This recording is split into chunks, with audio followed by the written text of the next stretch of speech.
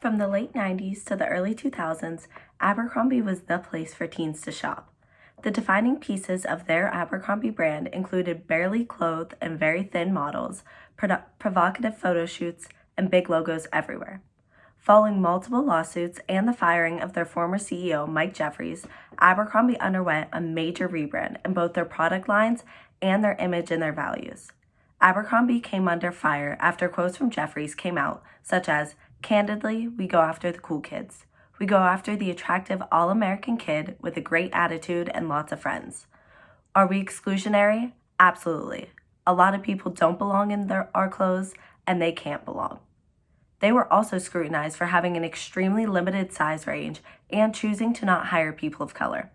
Some believe that after hiring their new CEO, Fran Horowitz, and creating a more inclusive environment, that Abercrombie may have truly changed.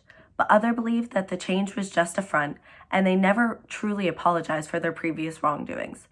I took it upon myself to find out how my classmates truly feel about the Abercrombie rebrand and whether or not it was successful. No. No, I do not. No, I do not. I do not. No. No, not really. No.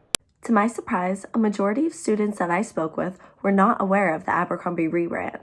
However, those that were aware certainly had opinions on whether or not it was successful. No, they went from more of like a different audience of I guess hotness and attractiveness now towards more positivity, body positivity and inclusiveness. I'm aware because in middle school I used to wear Abercrombie, and I remember it was the cool thing to have because it had Abercrombie written across your chest, and then quickly became really stupid and not trendy anymore, and it was Victoria's Secret. And then now, especially with the vibe, it's more chic, modern, sleek, and they've definitely rebranded to fit that style of modern day 2022. So do you feel that the rebrand was successful? Oh yeah, definitely. I have heard that they have a little bit of issue with ethical standpoints of their business. However, I do think in terms of rebranding, they've killed it. I mean, whenever I think of a good rebrand, I think of Abercrombie. Great, thank you so much. The rebrand of Abercrombie changed the company in so many different ways. The first was in their clothing style, moving from preppy, logo-having clothing that was catered toward teens to a more sophisticated look meant for young adults. Their clothing contains staple pieces that can be worn for work or a night out. The next change was implemented by their CEO, Fran Horowitz, which was making Abercrombie a brand that is focused on diversity and inclusion. Her statement on their website reads, "Abercrombie isn't a brand where you need to fit in. It's one where everyone truly belongs. We lead with purpose, and that inclusive and equitable spirit is woven through all we do."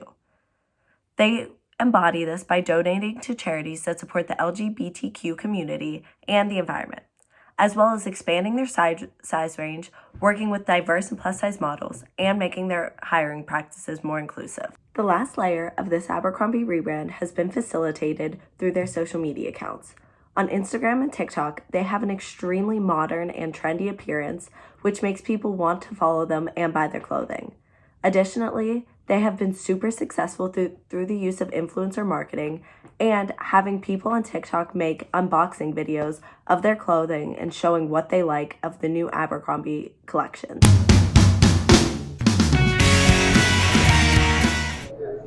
For the rebrand, I just feel like some rebrands are successful, but specifically for this one, probably not, just because of the Netflix documentary that comes out. I probably will never forget what happens when I watch that and stuff. So certain brands, I feel like you can probably if they actually address the issues, but just rebranding and not apologizing for what they did just doesn't erase what happened. So yeah. Yeah, I think also with TikTok, I'm seeing a lot of things about rebranding and everything. I never really shopped at Abercrombie in the past, but now it's made me start. It's a lot more basic and cute stuff that wears. Do you currently shop at Abercrombie? Absolutely not. Can I ask why or not? Okay, so before, when I was younger, I used to shop at Abercrombie because everybody did, and that's what we were wearing. And then it just got out of style. Then I saw a Netflix documentary, and I realized how racist they were, and then I completely stopped shopping there. So, Are you aware that they switched CEOs and rebranded?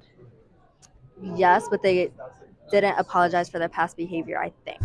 So, do you believe that the rebrand was ingenuine or unsuccessful? Yes, because in my community, I still don't see many people wearing Abercrombie.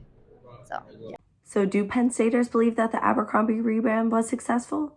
As seen by the interviews, the results are inconclusive for now, but I believe that they're taking the steps in the right direction, and if they keep improving on their practices, they may be able to win over those people that weren't quite convinced yet.